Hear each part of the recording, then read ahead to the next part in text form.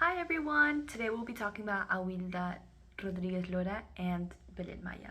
Awilda, for example, when she grew up, well, she was born in Mexico and then she moved to Puerto Rico, and she always grew up around people who loved to dance.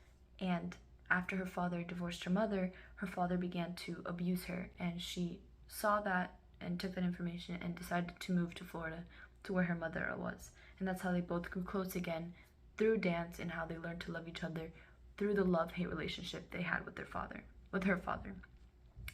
And in Belen Maya's case, she grew up around very creative influences, with her father being a Roma flamenco dancer and her mother being a flamenco dancer as well, both who were very creative in their own manner, and this helped her develop her passion for dance and her passion for learning flamenco.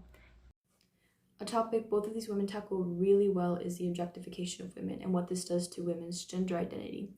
And you can see this in particular with Awilda's work in Mujer Maravilla, and in most of her performances, I believe, she undresses herself and becomes nude in front of her audience. And she does this so that people stop viewing bodies as sexual, and she wants her body and herself to be seen as a person and not just an object. She doesn't want to be sexualized. And you see this similar within Belen's work, not with the undressing, but with the objectification of women. You see it in how she performs as a goat in one of her performances. She performs as the goat going up and down the stairs to show how within Roma culture, women are now not seen as animals, but they're treated the same as them. They're just something to be kept. They're something that need to be taken care of. They're something that will carry on and sustain this family. Another topic that both of these women speak out on is the abuse that women experience, both sexually and domestically. You can see this through Belen's performances, particularly in her performance on domestic abuse, and how she portrays abuse by her hair being pulled, and that disrupts her technique. So by her technique not being perfect, it shows how women lose their center, how they lose their balance in that way.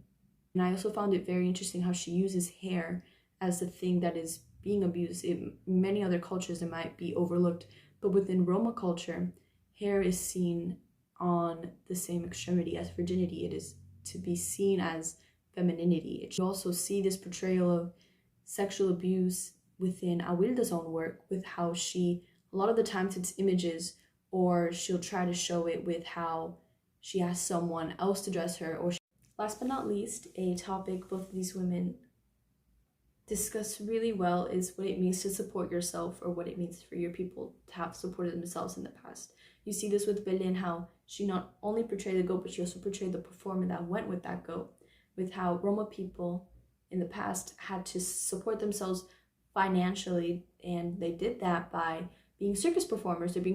But you also see something similar, I would say, with Awilda, with how she shows her finances. She in particular likes to talk about how artists, or people in Puerto Rico in particular, they're not being taken care of.